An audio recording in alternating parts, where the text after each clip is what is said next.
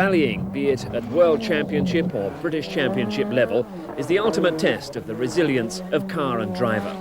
The World Championship route covers snow and ice in Sweden, desert tracks on the Safari, dust and gravel on the Acropolis, the fast tarmac of Portugal and San Remo, and the forest tracks of the Thousand Lakes and Lombard RAC. The Shell Oil's British Championship is the classic combination of forest and tarmac that this year came down to a thrilling last round decider. This production features excerpts from the coverage of BHP as provided to BBC Television Sport and adds up to the comprehensive picture of the 1989 rallying year.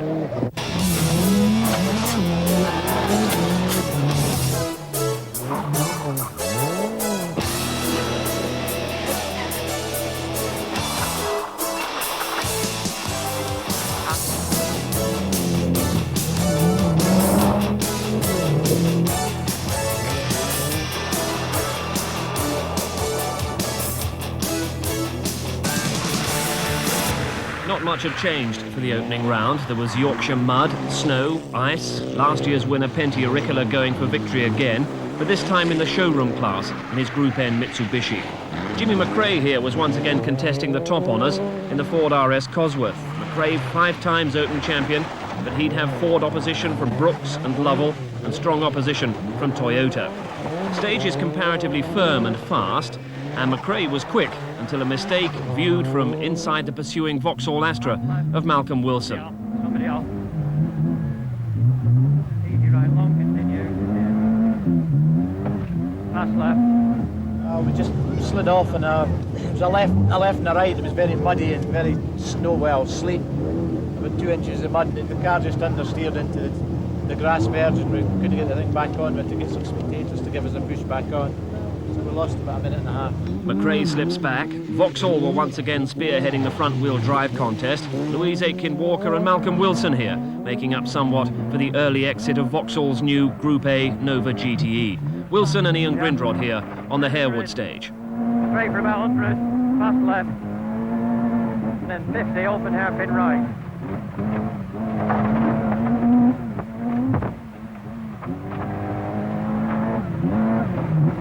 Malcolm Wilson appreciating early on that the cartel rally stages were better suited to the Fords, and indeed the Toyota Celica GT4 of David Llewellyn that found itself holding a comfortable lead over the Mazda of Torbjörn Edling.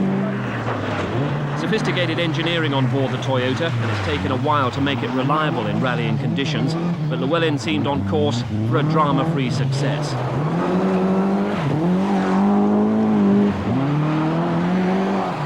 The surprise of the event, Sweden's Torbjörn Edling in the privately entered Mazda. He'd led early on, but with the support of only 1 service van and 2 mechanics, he was giving second best to Llewellyn. Håkan Eriksson has clearly had an eventful debut, and Vauxhall claimed the front-wheel drive honours from Peugeot. Quite a battle for the places behind Llewellyn and Edling. Lovell lost ground with a turbo problem, but his teammate in the Mike Little prepared cars, Russell Brooks, was having to try as hard as he could to hold off the challenge of his old rival Jimmy McRae. Lovell using every inch of the road at the Oliver's Mount hairpin, but Brooks was 3rd, McRae would settle for 4th, Jurikala 5th, and winning Group N. And this is 6th place Gwyndaf Evans in his Group A debut. Much more would be heard of him as the season progressed. But a victory on the cartel for Llewellyn and Toyota. The perfect start as Toyota GB launched its first serious assault on the British scene for many years. The result, and therefore the championship table, Toyota expected to set the pace in the forests, but on the tarmac things could well be different. And the next round was on tarmac, the BIF Circuit of Ireland. There was no doubting that Llewellyn looked impressive around the tight, twisting Irish lanes on a rally that he's won before. But he reckoned that the Toyota was losing about 2 seconds a mile to the opposition. However, when rain came, there was a chance that this disadvantage might be turned around. Wet or dry, it looked exciting enough alongside co-driver Phil Short. Into 2 right tightens, gravel, 3 left. 1 right, 100. Caution, bump, 3 right tightens, into 1 left. 150. Crest, 3 left tightens, narrows, wet. When the rain came, Llewellyn tried to press home an advantage. The consequences weren't hard to predict. 30. Square. Well, we went into a field basically, and my luck wasn't with us. There was a 4-foot ditch the other side of the hedge. Otherwise, we just sort of popped over the hedge into the field and out. But there was a 4-foot ditch, and we nose-dived into the ditch. And as you can see, it was a bit wet in there. So one distant challenge was removed from the path of Jimmy McRae, the undoubted master of the Circuit of Ireland, going for his 7th win on the event and his 3rd in succession.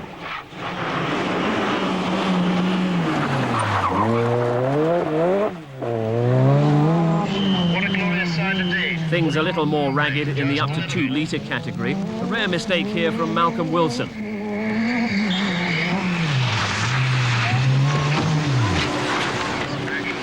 Wilson had been lying 6th, but misjudged the section coming off the cobbles, clouted a metal post, wrecked the suspension, and that allowed teammate Louise Aiken-Walker to claim the front-wheel drive honours.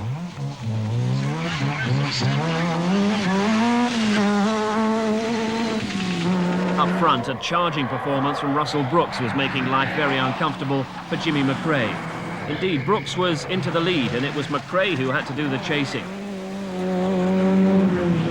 Pressure too from Brooks's teammate Mark Lovell, lying 3rd. 4th place Gwyndaf Evans, an eye-catching if inconsistent drive, but one that promised much. Austin McHale, with his local support, always tries to deliver on the Circuit of Ireland and rarely disappoints. Colin McRae, trying to emulate his father, was leading Group N, but punctured on the final stage, which handed another Group N success to Pentti Auricula, although he came close to throwing it away in the Mitsubishi Galant. And this is how that fine piece of control looked from inside the Mitsubishi. Whoops. Well held. Okay, 100. Class success for Louise Aiken-Walker and the 16-valve Vauxhall Astra. Strong challenge from Håkan Eriksson in the Peugeot finished when he was penalised 10 minutes for a wheel-changing infringement. But in the damp conditions, Jimmy McRae reclaimed the lead from the fighting Brooks for a 21-second victory, his 7th on the Circuit of Ireland. It also gave him the championship lead by 2 points from Russell Brooks. Fords all the way down to Auricula, the Mitsubishi leading Group N and well-placed overall. The contenders gather in Cardiff for round 3, the Fram Welsh International, just like old times, with McRae vying for the British Championship with Russell Brooks. David Llewellyn, though, was the man who carried the pressure and expectations. He's come close, but he's never won his home event. The mistakes on the Circuit of Ireland would hurt a lot more here, especially on the loose surfaces on which the Toyota is meant to thrive. In the Welsh Forest, it was Llewellyn who took the lead early on in a concerted attempt to dominate the opposition. Closest challenge from Brooks, and he was soon nearly a minute behind the flying Toyota, and that despite a completely trouble-free run on very fast stages.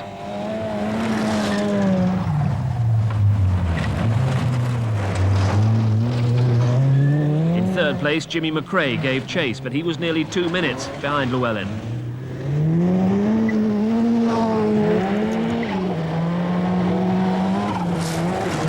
Then there was Mark Lovell, 5th early on, but then out of the rally when he abandoned the Ford Sierra Cosworth in a ditch.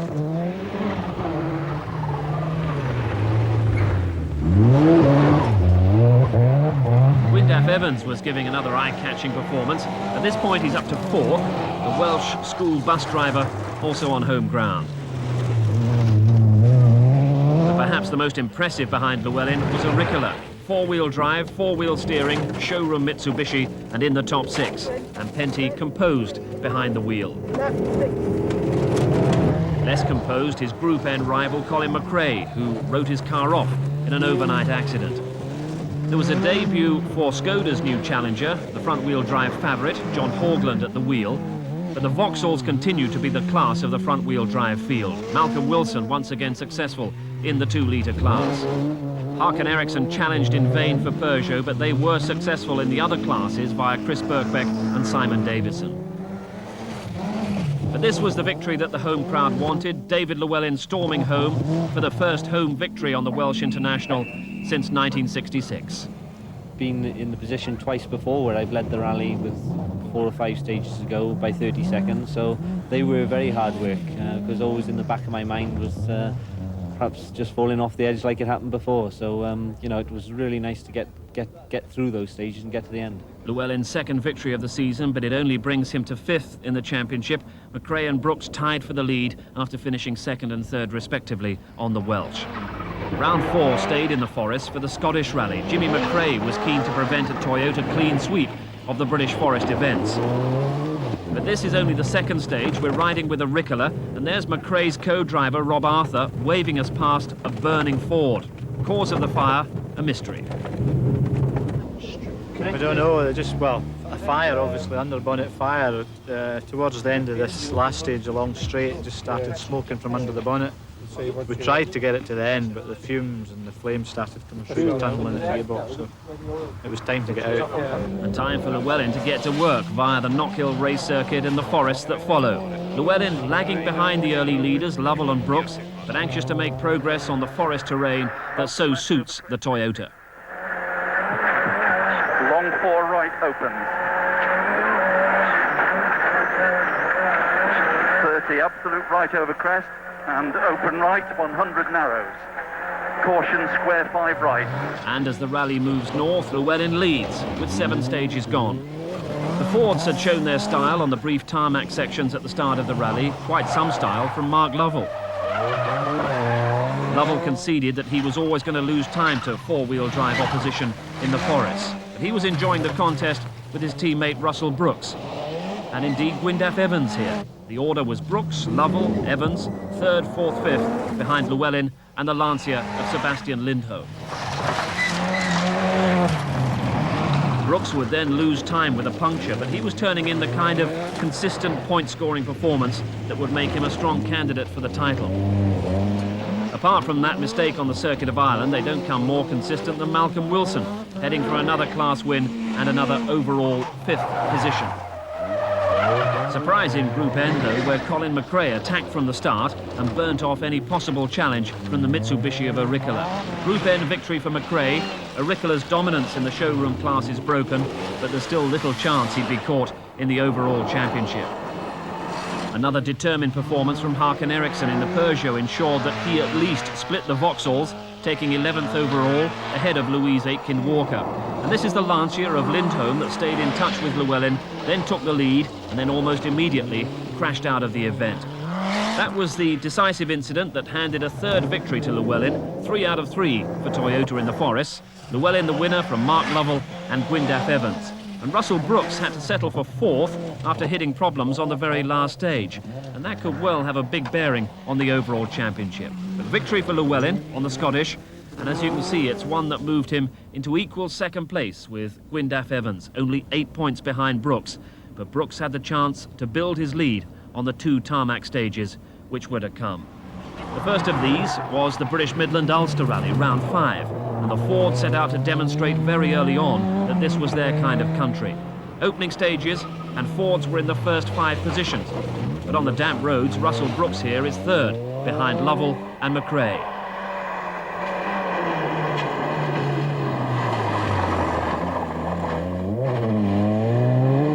This is Lovell with co-driver Ronan Morgan, and Lovell had adopted his usual tactic of a very spirited attack right from the start. As the competition unfolded, it was Gwyndaf Evans who was making the biggest impression behind Lovell. He went past Brooks and McRae to lie in 2nd place, 14 seconds behind the leader. David Llewellyn had lost touch right at the start. An electrical problem on the opening stage had cost him 3 minutes, but there was no doubting how hard he was trying to make it up.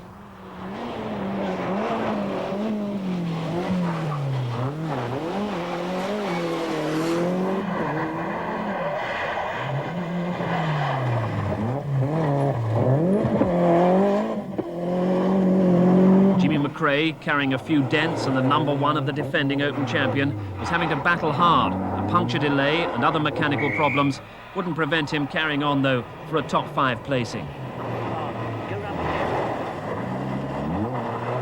Always a popular sight on the Ulster is Bertie Fisher. The rally uses his Ballina-Mallard garage as a service point. Spectators helped him back on the stage after he'd gone off, and as a result, Fisher is locked in a battle with the now charging Llewellyn for 3rd and 4th. Behind BMW and Toyota, Peugeot and Vauxhall. Malcolm Wilson struggling this time because of a transmission seizure. So honours in the category go to Håkan Eriksson. Not only a class win for the Peugeot 309, but 6th overall. Unexpected class win also for the Skoda Favorit, going well in the hands of John Haugland. Up front though, gearbox failure for Lovell, turbo failure for Brooks, and Gwyndaf Evans gains his first international victory, a result that threw the climax to the championship wide open. Brooks by 5 from Evans and by 10 from Llewellyn. Scores have to be dropped in the championship, so the advantage possibly lay with Llewellyn, except that the next round, the Tudor Webasto Manx International on the Isle of Man, was on tarmac once again. Gwyndaf Evans with a shot at the title, even though it's his first year in Group A and only his second year in international competition. Russell Brooks, twice a champion before, desperately keen to claim the title again, but knowing that his lack of outright victories counts against him in the points analysis. But he's pushing the car and co-driver Neil Wilson very hard. Bad left opens. Medium right. K left. And right. And flat right. Straight left 100. Flat right maybe, tightens over jump 200.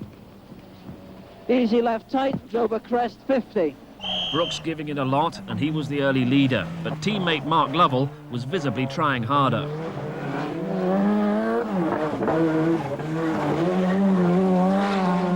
Sartfield hairpin though, and Lovell is quick to react to the cameras.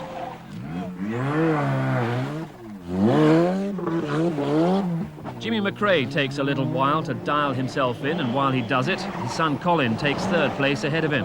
Colin McRae getting his first Group A drive in the series. Evans out front early on, then he crashed out of the event on stage 10, at which point David Llewellyn was quite handily placed in 4th, but then came trouble. In fact, a gearbox problem that required a complete transmission change.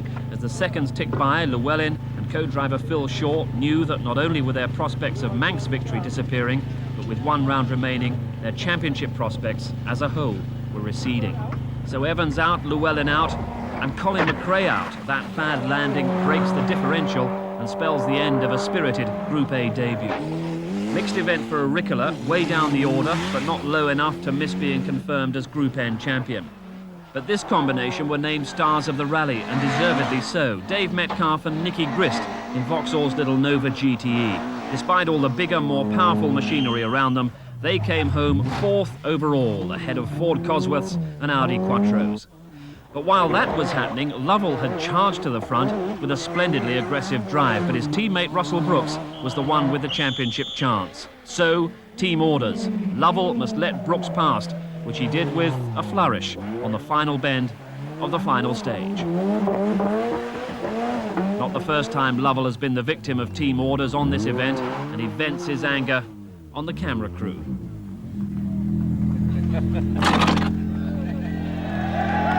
I've tried to win this rally for 5 years, and this is what's happened. Lovell has to wait for his teammate to pass to claim the victory, which meant that the championship stayed alive to the last round, the one-day sprint of the Audi National in the forests of Wales. The Isle of Man would confirm Brooks as championship leader, but with only the best scores counting, in fact it was Llewellyn with his hat-trick of forest victories who was in the stronger championship position. Llewellyn was 4th behind Gwyndaf Evans. Even 2nd in the last round behind Brooks would be good enough for Llewellyn, and Brooks wasn't confident. The odds are stacked against us because it's a loose surface rally. As you can see, it's slightly wet, the forests are going to be very greasy, so the advantage is entirely with the four-wheel drive car. What we've got to do is go as hard as possible, and if David has any problems, a puncture or mechanical problem, we've got to be there to capitalise on it. It's in between Russell and myself, and I don't actually have to beat Russell, but I need to be within 1 place of him. If he gets maximum points, then I need to be 2nd, and I just take the championship from him. But if he comes down the order and comes 2nd, then I've only got to come 4th. So really, it's just keep an eye on Russell, and I think perhaps Gwyndaf, because obviously the Ford cars will be trying to get in between us. If Russell's leading, then obviously they'll be trying to get Ford cars in between us to push me back so we can win the championship. Really, they're ganging up on us, I think. So a 7 a.m. start in Welshpool, and then the first of the 11 stages on the loose surfaces that have given Llewellyn so much success this season. No detailed pace notes, so Phil Short gives twisty. what guidance he can. It's on like this, medium twisty down the hill.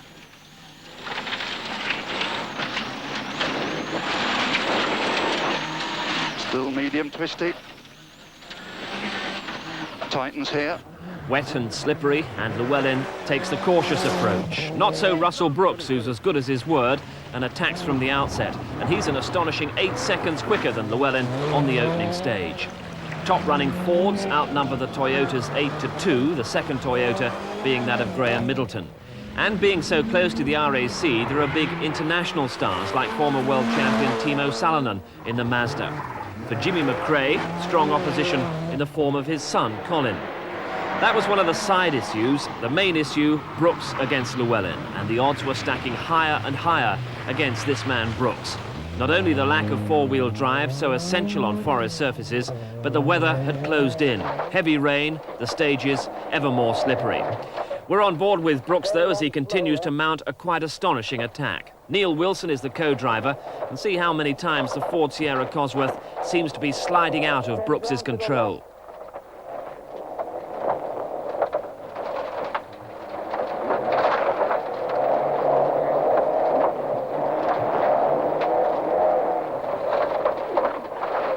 Tight to the right.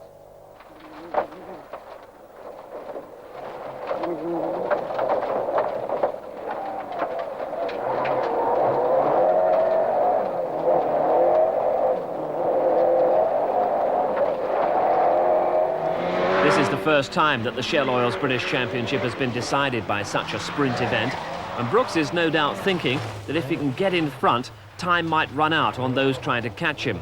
However, if Brooks makes a mistake, there's very few stage miles to make up the deficit.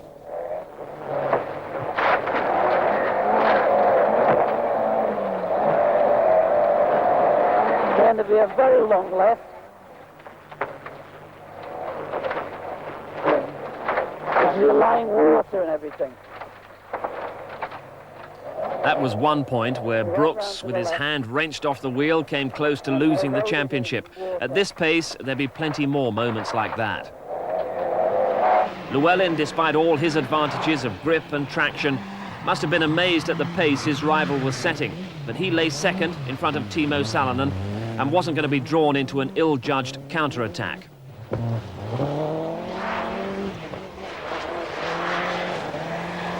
Even so, life on board the Toyota was no more relaxing.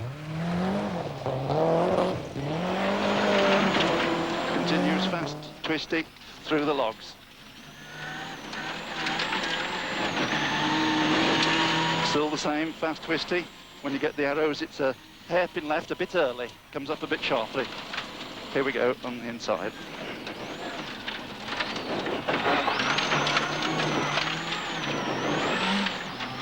Okay, long, fast right. The Audi Sport Rally with international status for the first time, but drivers like Timo Salonen have been coming to the event for many seasons, gearing themselves up to the kind of conditions they'll face on next month's RAC. Jimmy McRae, winner yet again of the Circuit of Ireland this season, is familiar with these conditions, but he's not so familiar with the close challenge of his son Colin, now pitting himself against his father in equal machinery after proving himself so well in the Group N showroom class. And with 4 stages gone, it was McRae Jr. 4th, McRae Sr. 5th.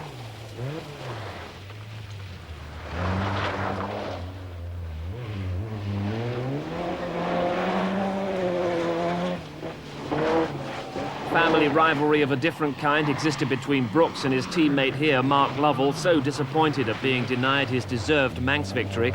He was 6th after the opening 4 stages.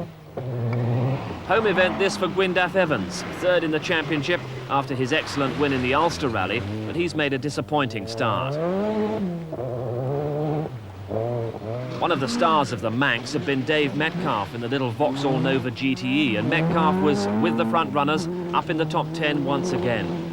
At leading Vauxhall's challenge was Malcolm Wilson in the Astra, although it wasn't a happy start for Wilson, losing the best part of a minute after a spin on the opening stage. However, Håkan Eriksson in the Peugeot wasn't able to take advantage in this class battle. He suffered gearbox problems, so too did Wilson's teammate Louise Aitken-Walker. In Group N, that Sanders showroom class, Pentti Ricola has already taken the title, and the conditions were perfectly suited to the four-wheel drive Mitsubishi, so Ricola in charge there. Up front, Brooks would like to have been in charge, but in fact he was just hanging on, hoping his luck lasted. After 4 stages, he had a 14-second lead over Llewellyn. This is stage 6, the treacherous and slippy Garthainog stage. Brooks doing his best to keep it all together, but his luck was about to run out. Tightening to the right.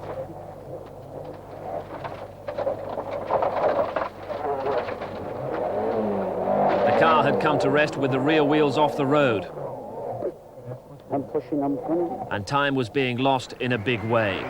So patience was rewarded and Llewellyn found himself in the lead. 17 seconds his advantage over Timo Salonen's Mazda. It was a full 4 minutes before Brooks could get going again. By then he dropped from 1st to 11th and the championship chance was gone.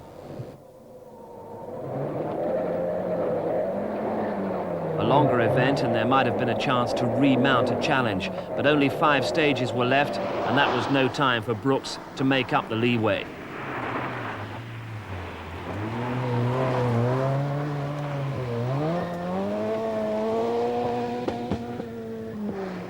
Jimmy McRae here, who's dominated the British Championship in recent years, was also having a difficult time, particularly with tyre choice, and he was 5th behind Gwyndaf Evans. But here in 3rd place was Colin McRae, an impressive leader of the Ford runners. So the order: Llewellyn, Salonen, Colin McRae, Evans and Jimmy McRae. Graham Middleton in the 2nd Toyota dropped down to 6th after a puncture. This is 7th place man Pentti Ricola, the leading Group N runner. Behind Ricola, Dave Metcalf in the Nova was leading his more powerful Vauxhall teammate Malcolm Wilson. But Wilson here in the 16-valve Astra was climbing up the order after his early problems. Halfway point of the rally, service halt for Toyota, and the smile on the face of David Llewellyn says that everything is going to plan.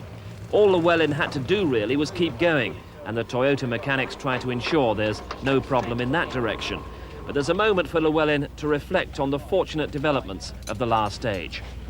Russell went off on stage 6 for 4 minutes, so that's eased the pressure a hell of a lot. So, you know, I know it's not really nice to smile, but he was going so quickly that it was either win or go off. And the stages have been very, very tricky. I mean, he must have been sticking his neck out to put up the times he's been putting up. So, obviously, I'm quite happy to be back in the lead again. You were surprised, were you, at his speed this morning? Very surprised. I knew that he'd go quickly on the first 2 because every year he seems to. But then he kept that pace up. And I was very, very surprised on some of the later stages how quick he was going. I mean, he was doing the same times, even quicker than us. And I mean, the conditions just don't suit his car at all. So he must have been driving like a demon, you know. Into service is Brooks. You'd expect him to be angry, to be frustrated, but in fact he's merely philosophical about a brave gamble that didn't pay off. What happened? Just slightly too quick. We slid wide on a corner, didn't actually go off the road. The back wheel was just on very soft mud, and the car just sat on the chassis rail as the wheel spun.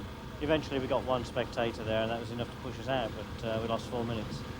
But there we are. I mean, the only thing we could do on this rally was attempt to beat a 4-wheel drive car, which is a very tall order, and we were pushing things absolutely to the limit all the way.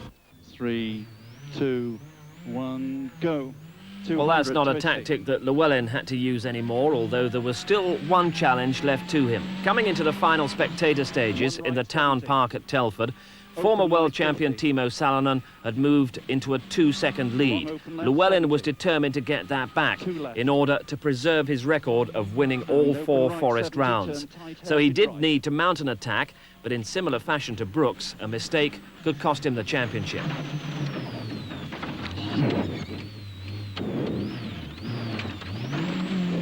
Thankfully, no damage resulted from that, just a loss of face, and Llewellyn was able to continue the charge that soon swallowed up Salinen's lead and a fair bit of the town park turf as well. Long crest into two left tightens into turn hairpin right. David Llewellyn and Phil Short en route to victory in the Audi International and victory in the 1989 Shell Oil's British Championship. Second place for Timo Salonen and Mazda, an impressive warm-up run for next month's far more testing Lombard RAC rally. Colin McRae got third, a notable victory over his experienced father. This is fourth place Gwyndaf Evans, almost 30 seconds ahead of Jimmy McRae in fifth.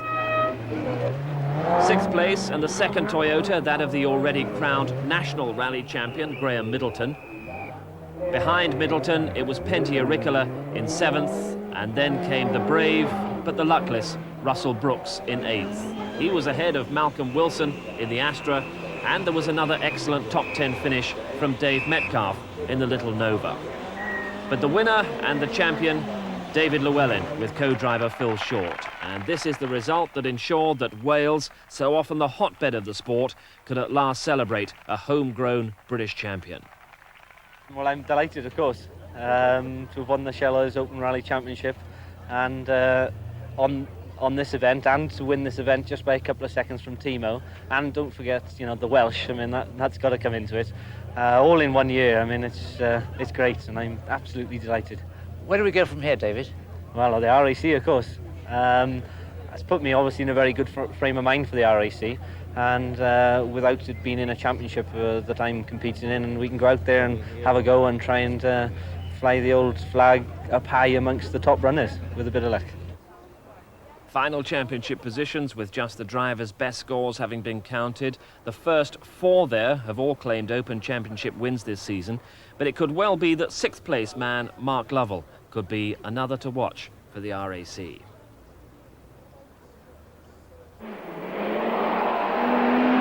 The continued prestige of the World Rally Championship was rather let down by its low-key opening on the snowy forest tracks of Sweden, the Swedish rally counting toward only the Drivers' Championship and not the manufacturers. So, just like the forthcoming Lombard RAC rally, the front-running Lancias were absent. It left a great opportunity for the flying Mazdas of Timo Salonen and Ingvar Carlsson, and they were into the lead early on. The Lancias in the field all privately entered and struggling to stay with the Mazdas, although they filled third, fourth and fifth places after the first leg. Toyota also had only a nominal commitment to the event, and the four-wheel drive Celica GTs of Kenneth Eriksson and Leif Achterhag were spectacular, but off the pace.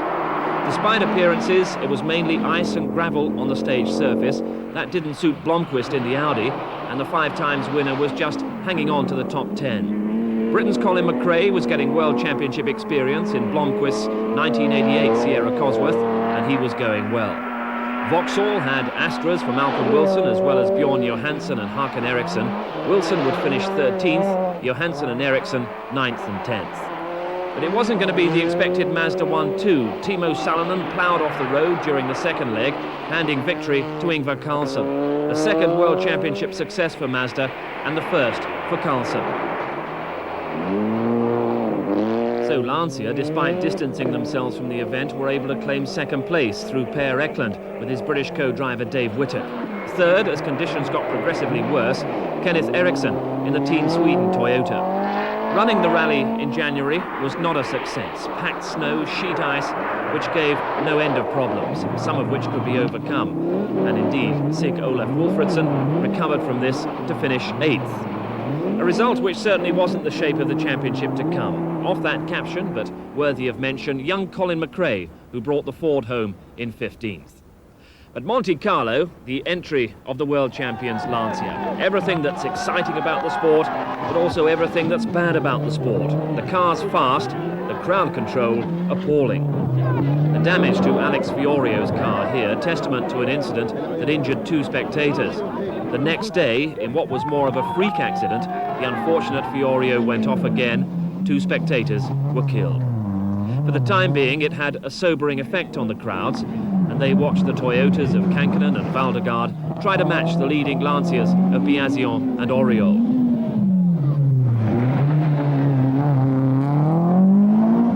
Hannu Mikkola was trying hard for the Swedish winner's Mazda, but the opposition was much stronger here.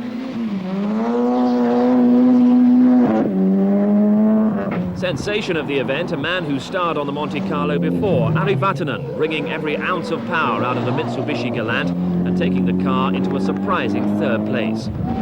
But here are the leaders, a class of their own. This is Mickey Biasion, just a few seconds ahead of Didier Auriol.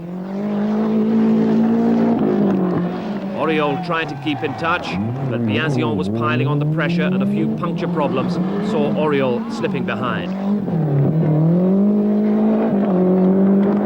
Moving ahead of Vatanen to complete a Lancia 1-2-3 was Bruno Sabi of France, and most of the cheers would be for the Frenchman as the rally reached its usual emotional climax on the Col de Turini.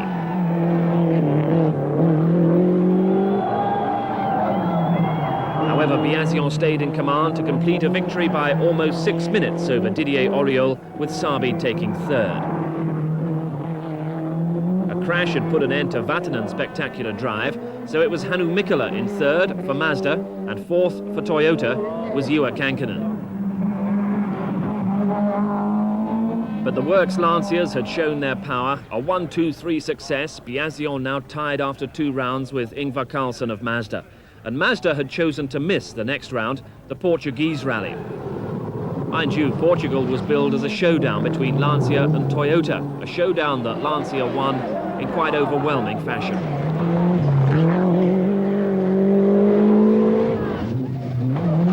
The early Lancia order was Auriol from Biasion and Allen. Alex Fiorio in fourth was threatening to make it another emphatic Lancia clean sweep.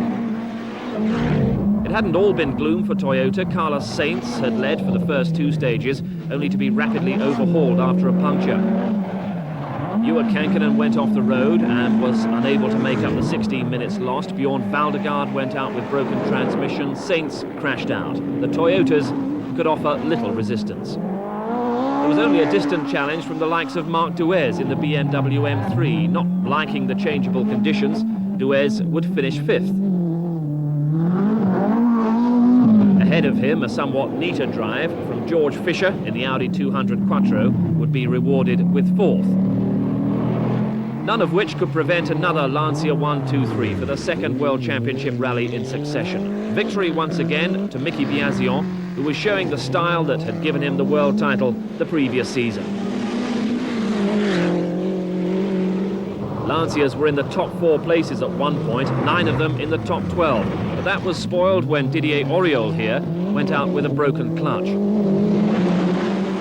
And that allowed Marco Allen up to 2nd place in his first event of the year. But last season's RAC winner wasn't without his problems.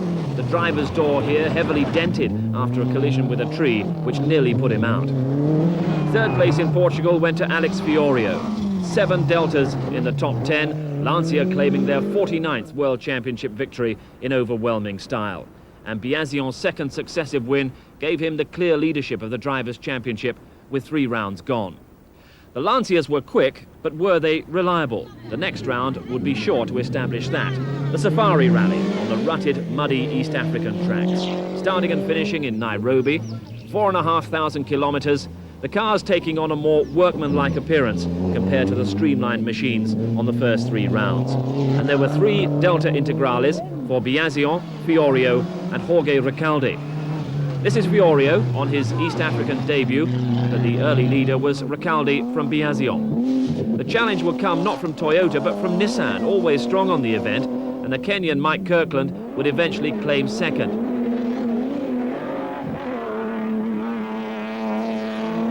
Per Eklund, off the road more than once, struggled to give support, and he eventually went out for good on the 44th stage.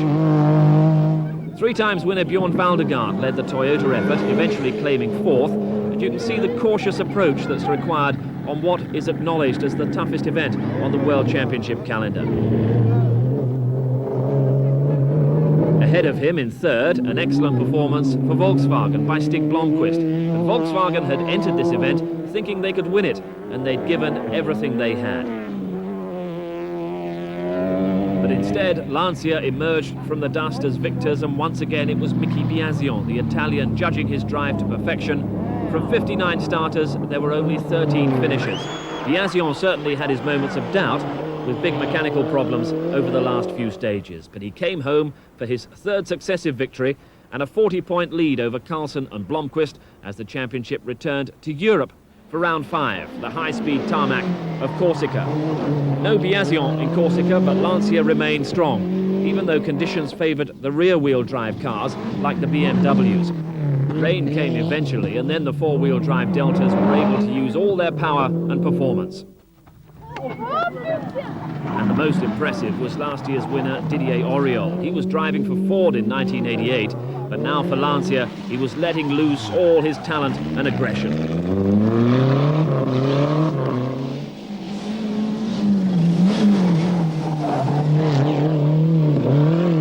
Bruno Sabi was one of the less happy Lancia drivers. A misfiring engine left him out of contention, while Auriol built his lead out front. Toyota often get the chance to lead a rally early on, but even that was denied them in Corsica. But at least Kankkunen kept going to claim third place. That was third behind the rear-wheel drive BMW M3 of Francois Chatriot, the closest challenger to the winner Didier Auriol. The BMWs prepared by the British ProDrive team, previous winners of the event, and they brought home Chatriot second, Beguin fifth and Duez sixth.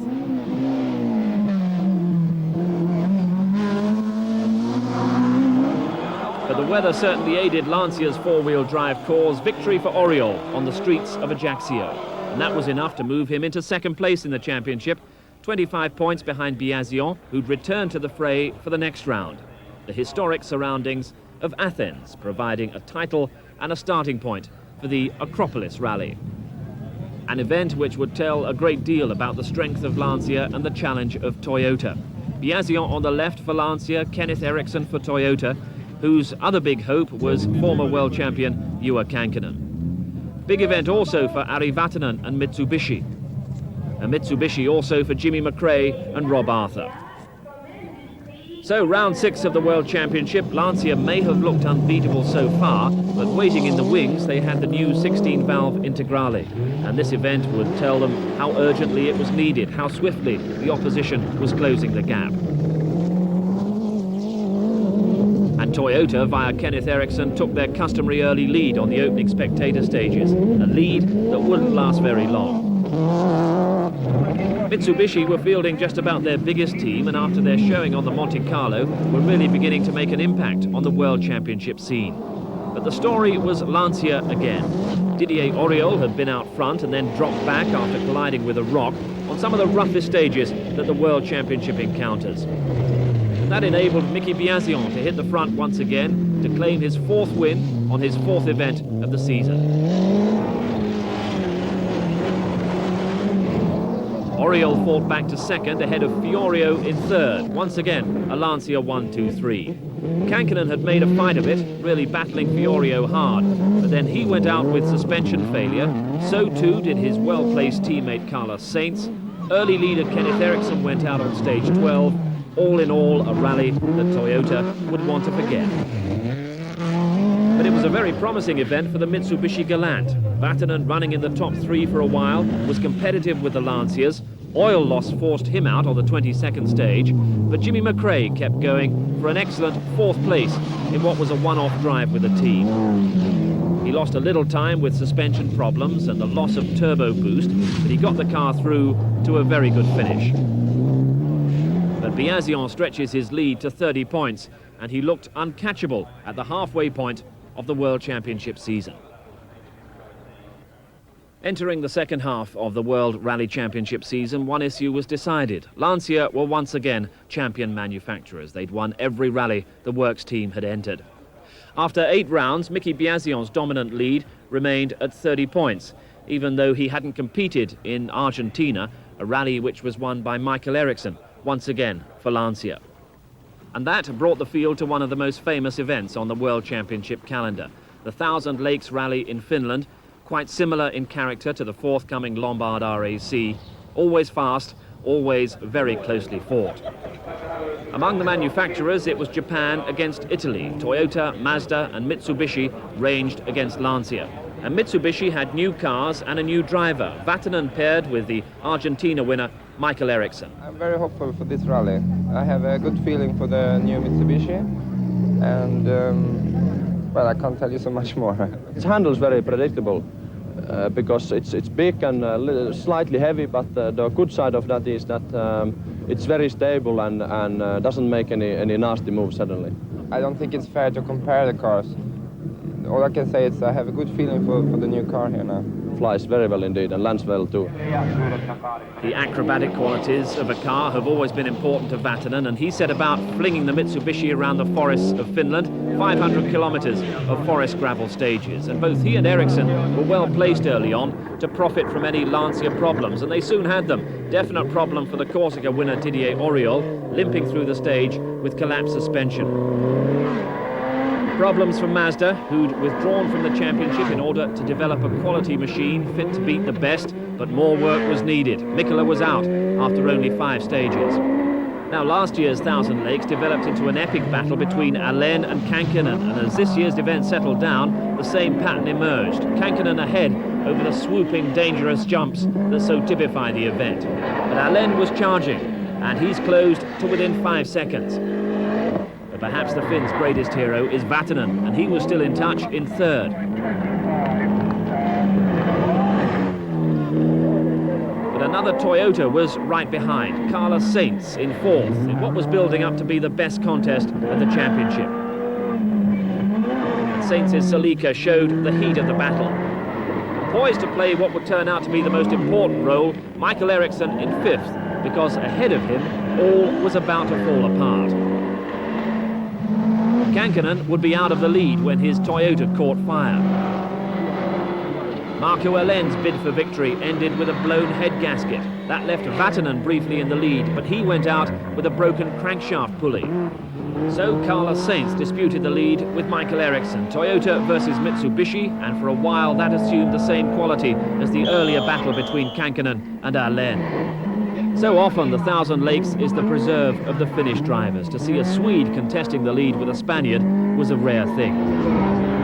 Here's the Swede, Eriksson, promoted from 5th to 2nd by the extraordinary sequence of events of the previous few stages. Then he took control himself and moved the Mitsubishi past the Toyota and into the lead, but it was still very close. The other challenges were distant. This is the leader's namesake, Kenneth Eriksson, who eventually would get 4th place, but a fair way back. Michael Eriksson had hit the front with 20 stages left. Coming to the end of the 2nd leg, Sainz was hanging on behind and seemingly saving himself for a big effort on the tough final day. Mazda had profited from the problems of others, and Salonen had got up to 3rd. And another Mazda driver, Michael Sundström, had tucked into 4th. But out front, it was Mitsubishi from Toyota. And struggling was the World Championship leader Mickey Biasion in 7th, hampered by turbo problems. But before the end of the day, the main issue was decided. Carlos Sainz, trying just a little too hard, had gone off the stage, rolled the Toyota. He'd kept going, but had lost almost 4 minutes to Eriksson. We roll. We missed 1 second gear then, and we have very bad luck because we roll. And after we have a puncture, and we couldn't take off the spare tire because we hit, and yes, we lost about 4 minutes. A dozen stages left, completed in relatively untroubled fashion by Michael Eriksson for Mitsubishi's first World Championship success and Eriksson's 2nd successive World Championship victory. The Lancia stranglehold broken. 2nd place for Mazda, Timo Salonen. Carlos Sainz with a Toyota, still flapping bodywork, and he recovered to take 3rd. And the next significant finisher was the 6th place man and World Championship leader, Mickey Biasion. A modest entry then headed down under for the inaugural Australian rally, won by Toyota with Juha Kankkunen. That had no great effect on the World Championship table as the competition headed for the Rally d'Italia, or San Remo, as it's better known. There, attention was focused not only on Biasion clinching what seemed to be an inevitable world title, but also on the competition debut of the newly liveried 16-valve Delta Integralis. A car apiece for Biasion and his teammate Didier Auriol. But for Auriol, it was a painful and almost fatal debut.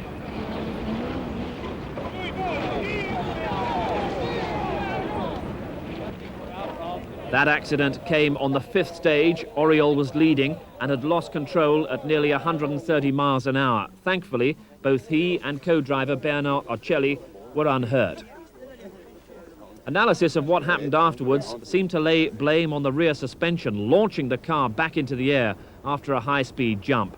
From there on, Oriol had no chance, but he'd practiced the stage before, and he was more confused as to what was the cause. I arrive in the jump, and okay, when I have practice, I've passed 6 times the stage. It's practically flat. I just remove the gas pedal, very little, and here I arrive flat. I remove, and no, it's not a crash. But okay, it's mistake, yeah. But never I have things, and I can do that here because in practice it's all right, and it's all right. Very bad luck, Didier. For Oriol, the event was over. For others, it was just warming up. Lancia led, but in the shape of Alex Fiorio. The son of the Ferrari motorsport boss had taken the lead from Biasion on the 6th stage. Behind Fiorio, 2 charging Toyotas. In second place was Carlos Sainz, anxious to make up for his costly mistake on the Thousand Lakes. And behind Sainz was Kankkunen, who'd also had an early spell in the lead. And then came Biasion. He dropped out of what looked like a strong lead when a tyre virtually rolled completely off the rim. Now he was attacking the leading 3, spurred on by a fanatical crowd, anxious to keep their Italian world champion. Leading 2-wheel drive car, Marc Duez. Unfortunately, the crowd, fanatical as they were able to take avoiding action when Duez made the occasional mistake.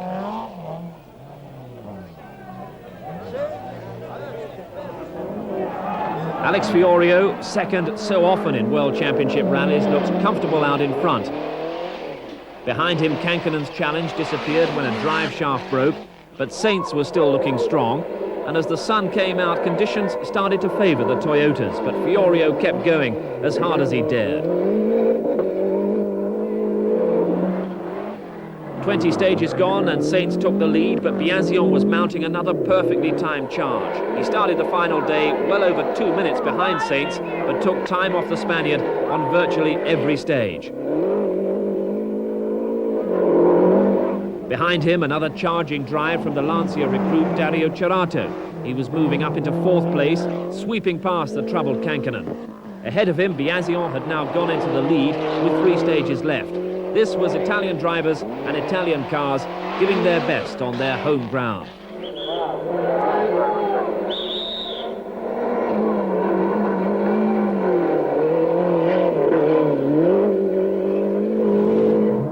A demoralised Sainz saw possible victory turn into 3rd place as Fiorio got past him into 2nd.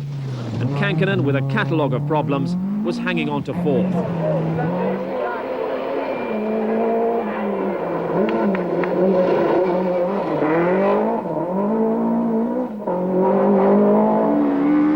Patrick Snyers got his Toyota into 5th, then came the rear-wheel drive BMW M3, Marc Duez, quick and entertaining. Second yet again in a World Championship rally, Alex Fiorio. He was second 4 times last year, including this event, the San Remo. Ahead of him, though, Biasion was hitting mechanical problems on the final run-in, and his margin of victory over Fiorio became a mere 5 seconds. That's enough for the win, though, and enough to confirm him as world champion for the 2nd year running.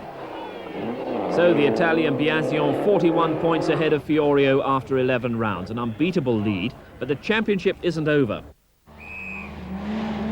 The 1989 Lombard RAC Rally, the final round of the World Championship, but no world champions. Lancia, who emphatically claimed the manufacturer's title and helped Mickey Biasion retain his World Drivers' Championship, considered their job was done and opted out of the grueling test provided by the British forests.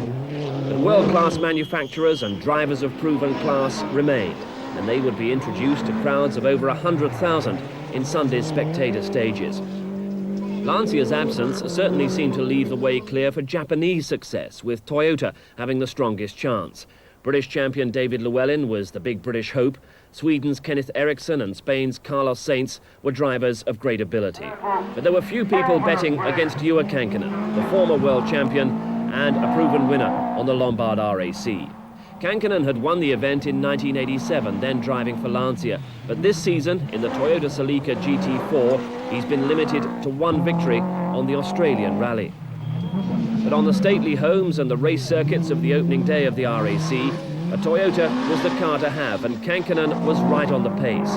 He'd gone off on the first corner of the first stage, but he was in the lead by stage 3 and stayed there through Donington Park and Silverstone. He had a 5-second lead at the end of the opening day. This is Spain's Carlos Sainz, certainly tipped as a world champion of the future, and this year he came very close to victory in Finland's Thousand Lakes Rally, the world championship event that's closely related to the demands of the RAC. Sainz was quickest on the opening stage, 4th overall at the end of the day. Kenneth Eriksson recovered well from leaving the handbrake on for the first stage, not quite as bad as last year when he was the rally's first retirement, going out on that opening stage with a broken camshaft belt. Good first day, and he'd finish it in 2nd place. There was a feeling all through the day that the Toyota drivers were trying just a little harder than is usual on the opening day, but cutting the corners around the straw bales of Donington is less hazardous than it would be in the forests in the days to come. David Llewellyn, though, has already proved himself in the forests. His victory last month sealed a long overdue British Championship, but now for a bigger challenge. With the season we've had, you know, winning the Shell British Open title and getting that behind me, obviously I'm in the right frame of mind for the job, and you know, the Toyota has proved very, very good on the British forest this year, and you know, it's the same forest, well, mostly the same forest we're using on this event, so you know, we're hoping that we can do the job and have a bit of fun at the same time. Sometimes in the past, Llewellyn has appeared to be a little burdened by the constant high expectations, but he rose to the occasion on this first day, 3rd place overall, despite a costly puncture at Chatsworth.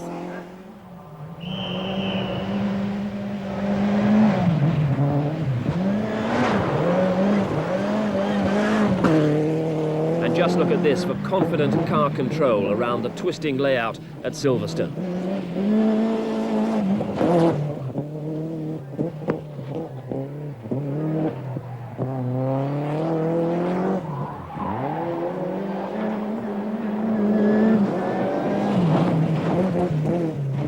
End of the first day, there will be Toyotas in the first 4 places, so where was the challenge coming from? Well, possibly from Mitsubishi with the turbocharged 4-wheel drive, 4-wheel steering Galant. We know all about Pentti Ricola from the British Championship. He was getting his first chance in the Group A car, teammate to Ari Vatanen. Vatanen won the '84 RAC in the Peugeot, the car in which he later had the accident which nearly cost him his life. He's won Paris-Dakar since then, but not a World Championship rally. The Galant could be the car to provide him with that. This very receptive car, I think it's big because of the size. It's rather big, which can be a handicap sometimes, but it makes it more stable and it's quiet also. And people think that the noisy cars are the only fast ones, and in fact it's deceptively fast. By Vatanen's own admission, he wasn't on his best form on the opening day. There were electrical problems which left him short of power. And he was also quick to admit that the driver wasn't firing on all cylinders either. In car with Vatanen and co-driver Bruno Berglund.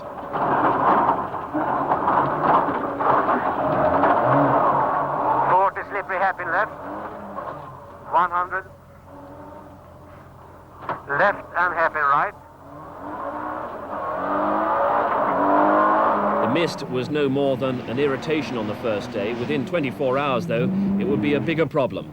This is Vatanen at Donington Park. 20.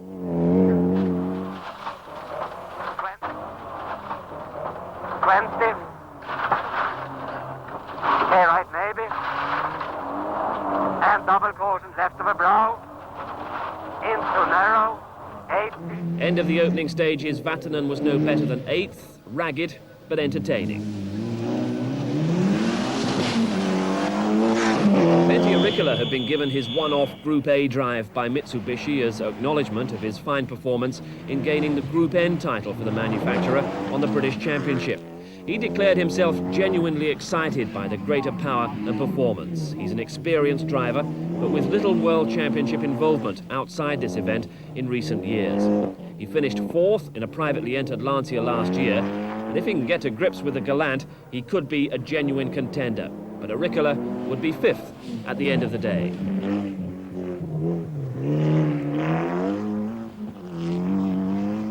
The two-car entry from Mazda provided amply qualified drivers, even if the machinery wasn't quite of world-beating pedigree. Behind the wheel, though, 2 of the best. Hannu Mikkola, 4 times a previous winner, and Timo Salonen, whose victory on the RAC came in 1986 in a Peugeot, the year after he'd won the World Championship. Rally cars looked very different before the rule changes that immediately followed that event. A striking contrast indeed between Salonen's Peugeot of '86 and the four-wheel drive Mazda that he was pinning his hopes on in 1989. The car, rather underpowered, would have its best chance if the weather got cold and the stages were frozen, but that wasn't what they were forecasting. Timo Salonen struggling to keep in touch on day 1, and he was 7th overall.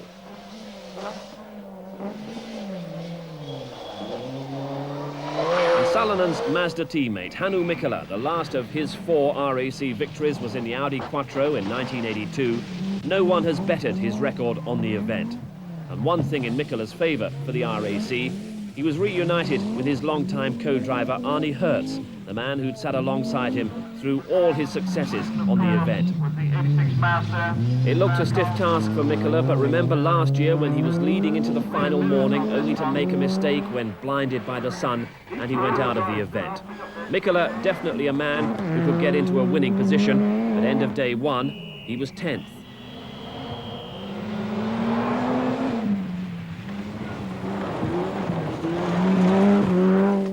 Vauxhall shouldered a large part of the British hopes with 16-valve Astra GTEs from Malcolm Wilson, Britain's only A-seeded driver, and Louise Aitken-Walker, Europe's #1 woman driver. And they also had the potential for springing a surprise with one of the most astonishing cars of the year, the Nova GTE. On the Isle of Man, in the hands of Dave Metcalfe, it came in 4th overall, a car that could maybe achieve something more than just a class win. But the Astras would be the front runners. Wilson, usually the quickest of the Vauxhall drivers, but not by much. His ambition would be a decent top 10 placing and honours in the front-wheel drive contest, in particular against the old rivals Peugeot. Louise Aitken-Walker has had some wretched luck on the RAC in recent years, so a decent finish, her simple ambition, and the team got the drama-free opening day that they wanted. Other British hopes were mainly driving Fords. The McRae family were united under the RED team banner. Jimmy McRae, immensely experienced on the event, but fully aware of the rear-wheel drive car's unsuitability for what was to come. His son Colin enjoyed matching his father's times on the opening day. Colin is quick but unpredictable, not the ideal combination for the RAC. Russell Brooks has so often been Britain's top finisher on the event, and his British Championship performances this season show he's still a driver to be reckoned with. His teammate in the Mike Little prepared cars is Mark Lovell. The McRaes, Brooks and Lovell, as well as other Ford drivers like Gwyndaf Evans, were all outside the top 10 after the opening day. The Lanciers that were to be seen in the field were privately entered. There was one for the RAC regular Per Eklund, who was 9th. That put him ahead of Argentina's Jorge Recalde. But Audi's Armin Schwartz would go out after a road accident. Peugeot's Hakan Eriksson, another first-day casualty, on what had been a rather strung-out, frustrating opening day. 35 kilometres of stage miles, but as far apart as Chatsworth and Silverstone, Donington and Blenheim. But to come were the Welsh Forests, Scotland, the Lake District and the likes of Kielder. Ewa Kankkunen held a 5-second advantage on a leaderboard dominated by Japanese manufacturers. But the competition had yet to begin in earnest. The Welsh Forests, day 2, the start of the genuine action in the 1989 Lombard RAC Rally. The Toyotas had set the pace on the opening day spectator stages, and as the early fog cleared, they remained in charge, but the internal rivalry was fierce. Kankkunen led, but was hounded first by Kenneth Eriksson and then by Carlos Sainz.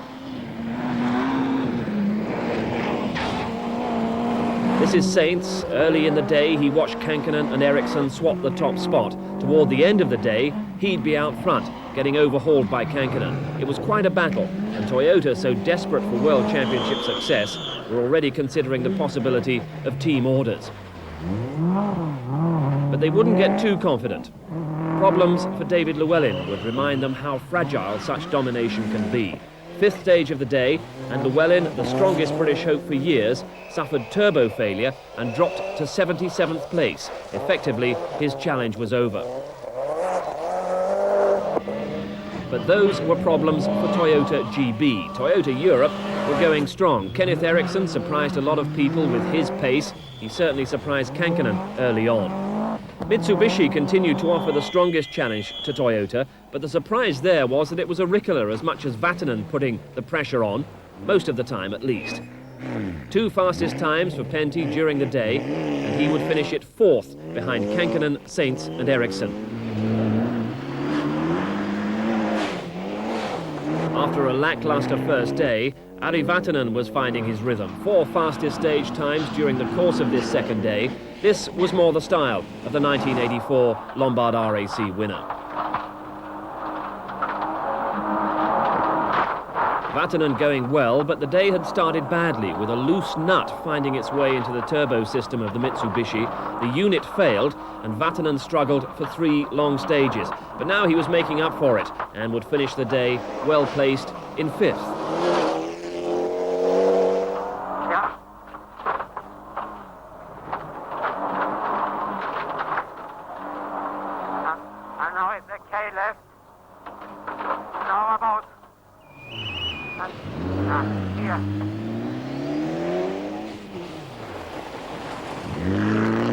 The Mazdas were making consistent progress. Timo Salonen here was right behind Vatanen in 6th place. The lack of power of the Mazda especially noticeable on the tight hairpins.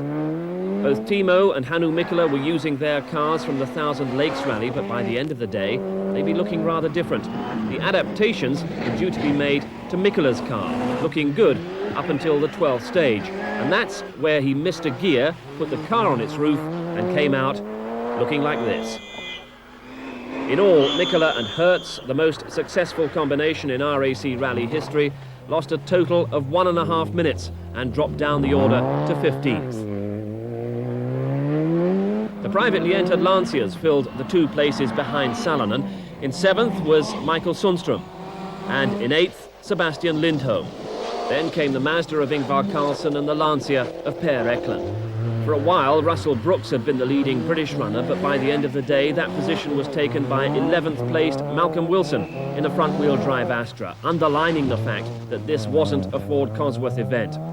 But the Cosworths battled on, carrying much of the British interest. Jimmy McRae was going safely, but behind him his son Colin McRae, young, exuberant, always prone to a mistake, and he made a big one in Dolgethley, sliding into a ditch, and he left the car in a very sorry state. Russell Brooks, as we said, was leading the British runners, getting up into 9th place, but he was to become the first major British retirement. Brooks, taking part in his 22nd RAC rally, went out of the event after 14 stages. The second Dovey stage, either a piston broke or the turbo broke, we're not quite sure which, but we lost all the oil in the space of 2 or 3 miles, and then obviously the bearings went, so although the car was still drivable, just it wasn't going to go very much further. And that came after the biggest British disappointment of the second day, David Llewellyn. Basically the turbocharger blew and an oil pipe was ruptured and all the oil came out of the engine, and I had to fix it, and we lost 17 minutes. That's it basically. Most of the oil had pumped out of the engine, so there was very little oil pressure, and we just had to tickle through sort of 10 miles, and it was painfully slow, like 5 miles an hour, and we lost all that time and all the chance of the win, really. Kankkunen led at the end of a hard day, his biggest concern anticipating the problems. Look at the extra light, it's still, there.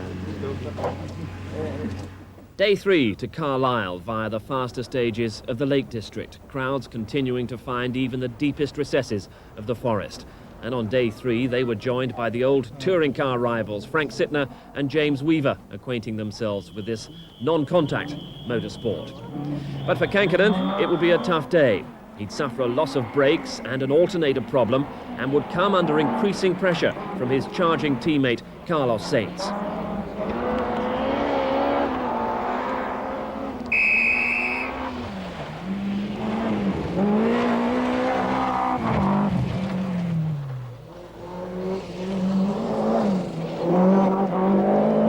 Sainz had finished the second day just 19 seconds behind Kankkunen, and he beat Kankkunen on 3 of the first 7 stages of this third day and matched him on 2 more. Kenneth Eriksson also was still in touch. He was 29 seconds off Kankkunen's lead after 2 days, and then he got fastest times on the first 2 stages of day 3. Toyotas still seemed to be in control. And because of that, no one seemed to be taking the confident early challenge of Pentti Riikola too seriously. But he was driving hard and driving well in the Mitsubishi, waiting for any problem from those in front, and before the day was out, he'd get his reward. Before that, though, would come a mistake from his teammate, a mistake that virtually ended Vatanen's challenge. Fortunately for Vatanen, he finished the right way up, shaken, but only about 30 seconds lost at this point, but the handling of the car would be drastically affected. This is why it's always a gamble to try and cut corners. Vatanen launched by a tree root, and out of the smashed windows goes all Bruno Berglund's maps and service schedules. But rally spectators are a generous lot, and while Vatanen got on his way, they collected up all the paperwork and returned it to the crew that evening in Carlisle. But the Mitsubishi Galant was now very second-hand. He was losing more time with the obvious handling problems and had dropped behind Salonen and Sundström. David Llewellyn still in the rally, but 34th. He comes to the same corner that Vatanen got so wrong. And he makes the same mistake. Saves it from the roll, but the drive shaft is broken, the chassis bent. Llewellyn is out. Very soon the brake problems would catch up with Kankkunen, Sainz would lead, and Riikola here would go second. 44 years old, past his best, a talent that had never quite been seen to mature. Well, Pentti was poised to disprove all of that. Kankkunen was only just behind though, and there were other former world champions set to relaunch an attack. Timo Salonen by the end of the day would be 5th. But Sebastian Lindholm, placed 8th after day 2, wouldn't make it to day 4. As evening fell, he went off, becoming a victim of Kielder. Thus, by the end of day 3, Per Eklund would be the top-running Lancia privateer, lying 8th. Eklund, with his aggressive, committed style, he's been rallying for 25 years, was 4th on the RAC in 1985, and always a popular visitor to the British forests. But one of the star drivers and star cars of the day was Malcolm Wilson in the 16-valve Astra GTE. Definitely the right conditions for the front-wheel drive Astra. Wilson would be 10th at the end of a day in which he was consistently matching the pace of the more powerful entrants around him. The British Ford drivers in Wilson's wake, Jimmy McRae, 38 seconds back at the end of the day. And in 13th place, behind Hannu Mikkola, Gwyndaf Evans. And through Grisdale, Evans commented that he'd never driven such a challenging stage, nor had he driven in front of such large and enthusiastic crowds. Crowds enjoy seeing spectacular attacking driving. Mark Lovell usually provides that, but he was back in 16th. And Lovell's missing rear window was an illustration of a quite adventurous day.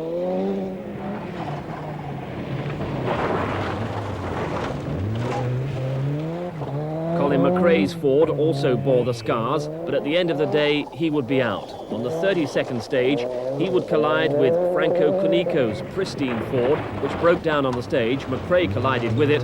Both were out. Still flying, Dave Metcalf's Nova. It looked fast, and there were unlikely rumours that Metcalf had scored a fastest stage time. Everybody keeps saying that we've got the fastest on that one, but I think we'll have to wait till that's confirmed more than anything. I think we have the class lead quite comfortably, but we're just trying to get a good overall position more than anything.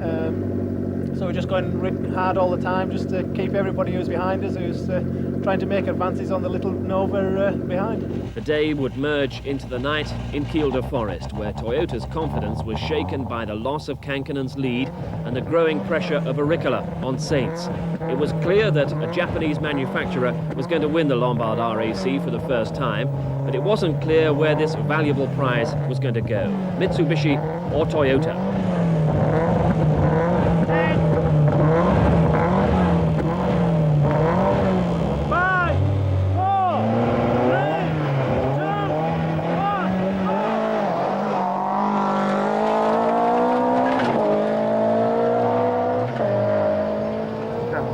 relaxed that I'm normally. Really? Because I think the car is working very well, so it's easy to be relaxed. Team is working well, so it's now down to me, and very happy.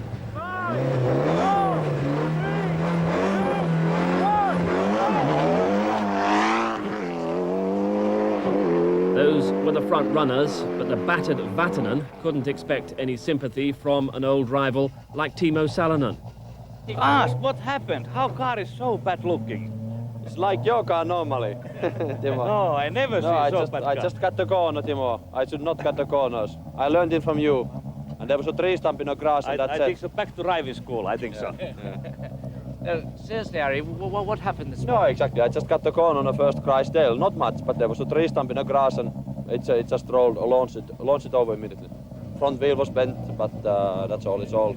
They're all aligned now. The car might have been back in shape, but Ari was struggling to remount his challenge. In Kielder, the view from the Mitsubishi was unclear, but the confusion was obvious.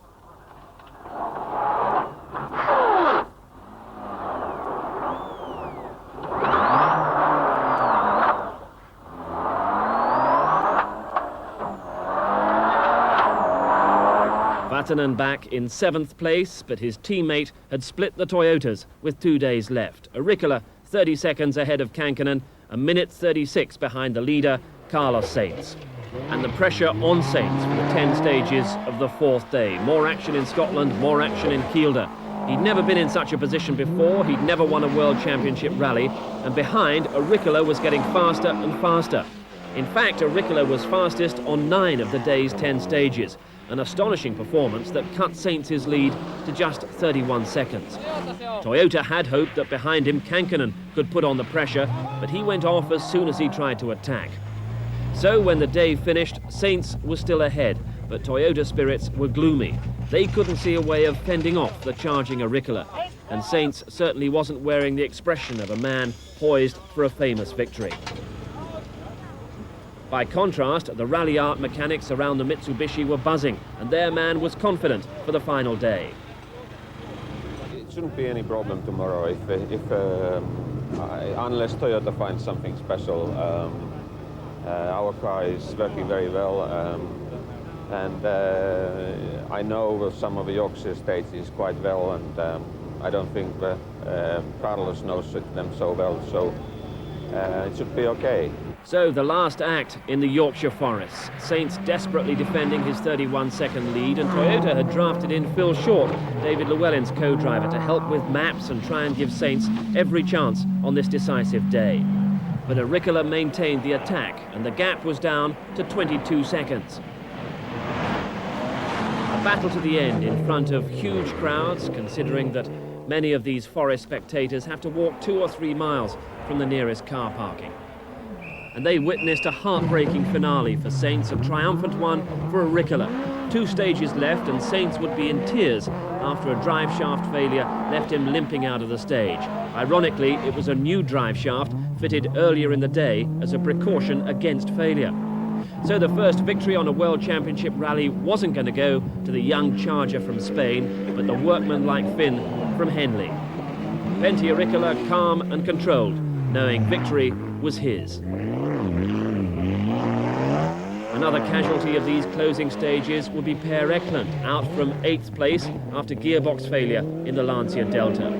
One final spectator stage for Ricola on the British Steel Complex at Humberside, including a water splash to be treated with caution. In recent weeks, we've seen Pentti perhaps struggling to adapt to new machinery in the Mobile One Rally Challenge, the Toyota included. But one opportunity in the Group A Mitsubishi has been grasped in famous style. Pentti Ricola and co-driver Ronan McNamee. Others now with little to lose could attack the water splash more directly. Carlos Sainz having to settle for 2nd, but it won't be long before we see the man who was once set for a soccer career with Real Madrid claiming a World Rally Championship victory.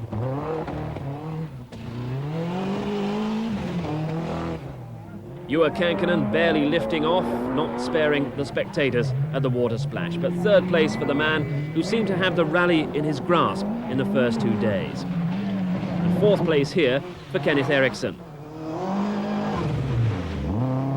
And Ari Vatanen, many people's favourite for victory if the Toyotas failed, but he'd had his adventures and no one was happier than Ari to see victory go to an old rival and near neighbour in Berkshire, Pentti Ricola. Driver's eye view of the water splash there and a driver's eye view of the subsequent problems the water splash can provide. Left and jump. Most spectacular on this final fling for the drivers, Timo Salonen. He came sixth behind Vatanen and Eriksson. Disappointing event for Mazda, but a mightily frustrating one for Toyota, who've led for 52 of the 55 stages. Mazda's in the next 3 places. This was Michael Sundström in 7th, and he was followed by Ingvar Carlsson in 8th and Hannu Mikkola in 9th. The scene, a motorway service station on the M1 before the final run into Nottingham. 44-year-old Pentti Ricola trying to come to grips with his first World Championship success. Carlos Sainz trying to come to terms with a victory that slipped away. We were trying maximum, absolutely. Which is all you could ask for as Sainz looked across to the triumphant combination. Ireland's Ronan McNamee, among the best co-drivers around, and the Mitsubishi Galant, a car that lived up to expectations. Fantastic all day through, and it's just an incredible enjoyment when you drive a car which does what you want to do it, and it's an unbelievable feeling. The cheers weren't only for Ricola, but for Malcolm Wilson, who got home in the top 10, making up for Dave Metcalf's late exit in the Nova. And for Gwyndaf Evans, who followed Wilson home in 11th. That's how the two-wheel drive battle resolved itself, the front-wheel drive Astra giving Wilson what was an unexpected best British finish.